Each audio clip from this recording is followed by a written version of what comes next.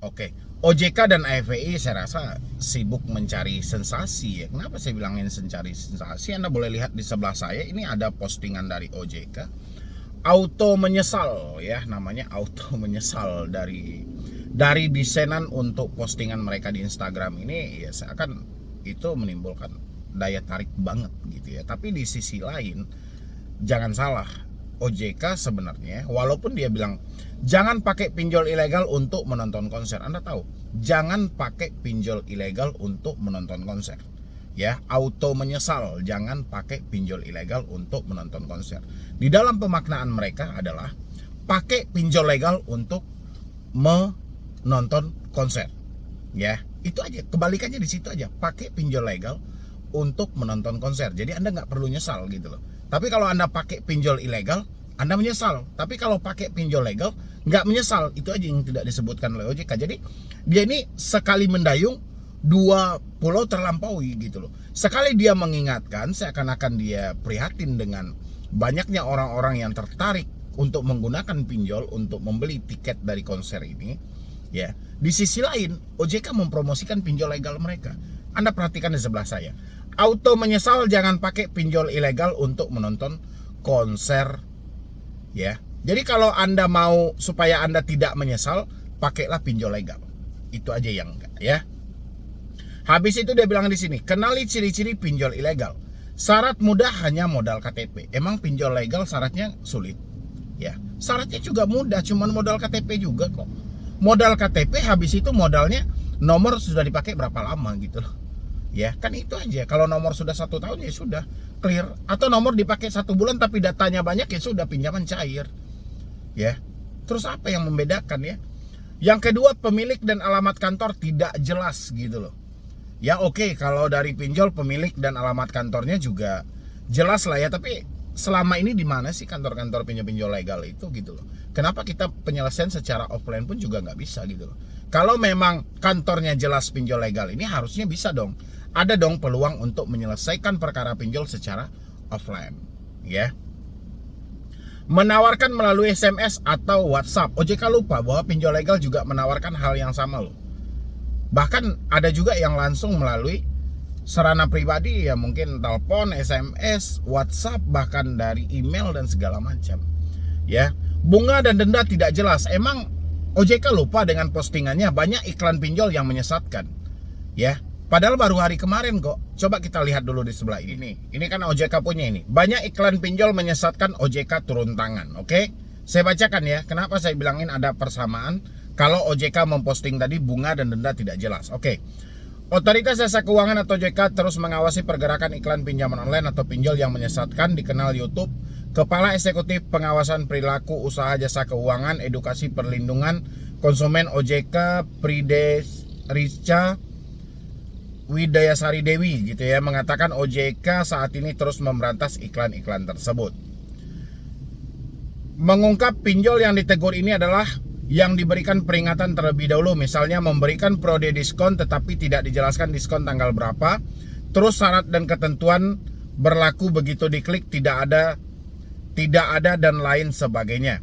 Pertama kita panggil dulu ya, misalnya memberi diskon gitu loh, kan nggak dijelasin diskonnya itu seperti apa gitu, atau penerapan bunga disebutkan 0,4% per hari, tapi nominal yang akan dibayarkan semuanya berapa gitu loh ya. Kan sama aja kalau dibilangin dengan ciri pinjol ilegal itu kan juga ada nampak di pinjol legal gitu loh. Ya, jadi OJK itu jangan hanya menutup mata dalam hal itu. Ya, ini baru postingan yang kemarin, padahal kemarin juga saya membuat video tentang hal ini ya. Habis itu lagi OJK juga menyampaikan di sini bunga dan denda tidak jelas, tidak mempunyai layanan pengaduan. Ya, oke. Pinjol ilegal tidak mempunyai layanan pengaduan. Pinjol legal ada layanan pengaduannya. Layanan pengaduannya kemana? Ke pinjol legalnya atau ke OJK-nya? Ya. Kalau ke pinjol legalnya, dalam 100 pengaduan yang masuk, cuma 10 pinjol yang menjawab, 10 pengaduan yang dijawab. Ya. Kalau ke OJK, 1 juta pengaduan yang masuk, 4 tahun ke depan baru dijawab. Habis itu OJK juga menyampaikan meminta akses ke data pribadi. Ya. OJK kenapa sih? OJK memang benar-benar tidak tahu atau gimana gitu loh. Pinjol legal itu tidak ada yang mengikuti aturan Anda. Makanya saya bilangin OJK dan FPI jangan terus-terusan mencari sensasi dalam hal ini gitu loh. Ya.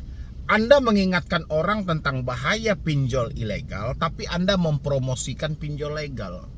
Ya, yang pada dasarnya masyarakat merasakan pinjol legal dan ilegal itu sama.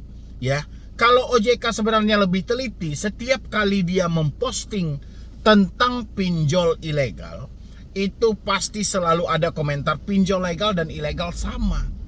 Ya, terus apa jawaban OJK? OJK cuma menjawab seperti ini. Saya lihat dulu. Ya, dia pasti ada itu. Setiap postingan OJK pasti ada. Ini gini. Ini ada nih, kebetulan ini ada. Oke, saya screenshot. Saya munculin di sebelah. Legal sama ilegal sama aja cara mereka memperlakukan nasabah. Terus OJK jawab, "Halo kakak, jika mengalami permasalahan dengan lembaga jasa keuangan berizin OJK, segera laporkan ke aplikasi Portal Perlindungan Konsumen APPK di kontak 157.ojk.id, lalu klik gambar pengaduan dan pilih nama lembaga jasa keuangan terkait agar tercatat. Dapat segera ditindaklanjuti. Info lanjut kontak OJK 157, email konsumen@ojk.go.id atau WhatsApp 081 157 157 dan 157." Jawabannya sama, semuanya jawabannya sama. Di sini juga seperti itu. Min, jangan diam-diam aja. BSI juga udah ada 3 hari nih kepastian itu minimal ada. Terus juga disuruh ke sini. Ya, jawabannya sama dengan pinjol tadi. Terus ada lagi yang bilang seperti ini. Ya. Sama kayak minuman keras, mau yang legal atau ilegal tetap memabukkan, itu berbahaya. Ya.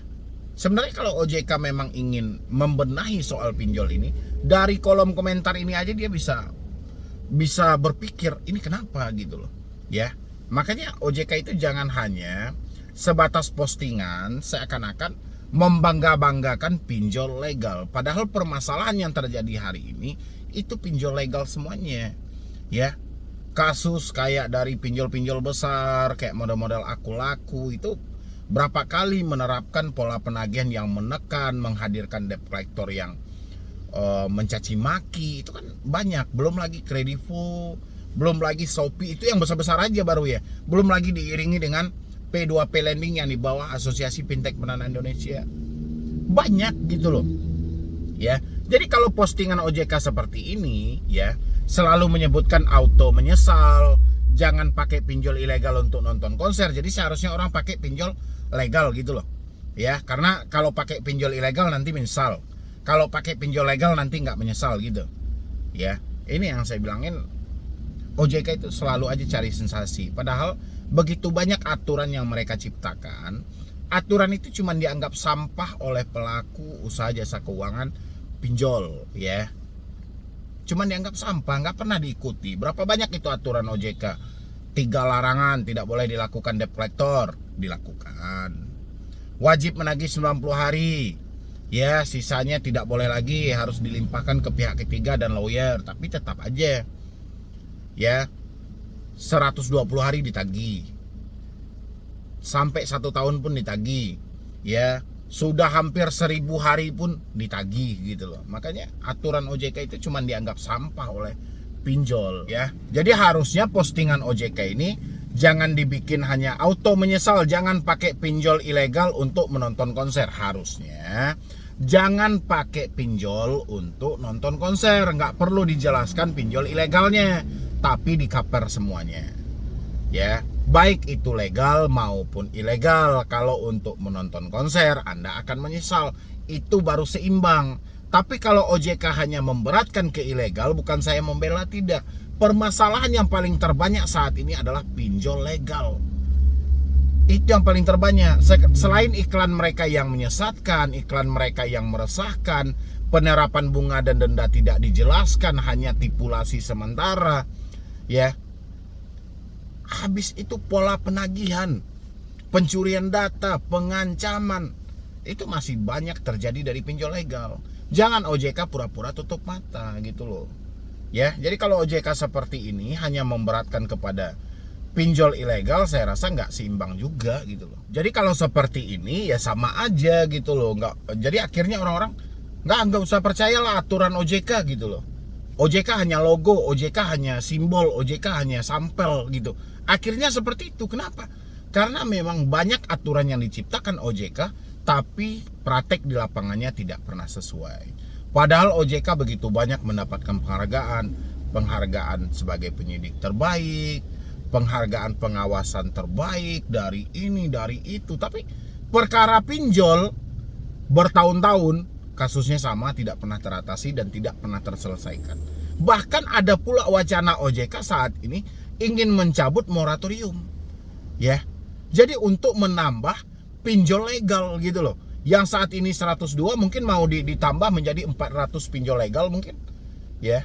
Biar makin banyak lagi masyarakat yang sengsara. Biar makin banyak lagi masyarakat yang bunuh diri nantinya. Ya. Biar makin banyak lagi masyarakat yang miskin. Itu tujuan OJK gitu. Ya, tanpa mereka memikirkan apa nih dampak nantinya kalau terlalu banyak pinjol legal. Sementara saat ini aja dengan 102 pinjol legal, OJK saja sudah tidak mampu untuk mengatasinya. Sudah bingung harus dimulai dari mana untuk mengatur ulang ini kembali. Ya, kalau OJK hanya membebankan kepada AFPI, AFPI itu yang membentuk OJK sendiri. Ya, jadi makanya saya bilangin kalau aturan OJK tidak jelas, ya makin kesini hanyalah sampel, hanyalah logo. Jangan salahkan masyarakat nanti kalau mereka tidak mau lagi membayar di pinjol legal manapun. Ya, mau 102 pinjol legal, mau itu pinjol raksasa kan sering tuh bermuncul-munculan, mau izinnya multi finance atau apa gitu loh. Kalau masyarakat sudah malas membayar nanti, jangan diberatkan kepada mereka, tapi OJK harus mencari tahu apa yang menjadi penyebabnya. Ya, tapi kayaknya OJK harus tunggu viral dulu nih. Harus orang-orang semuanya berhenti dulu bayar, baru akan ada solusi yang bermunculan. Tapi slow aja buat teman-teman yang gagal bayar, yang telat bayar. Sebentar lagi kita kan mau pergantian presiden nih tahun depan. Akan banyak muncul pahlawan-pahlawan kesiangan. Jadi slow aja. Jadi akan ada banyak-banyak solusi nanti untuk menarik suara supaya banyak dukungan dan segala macam.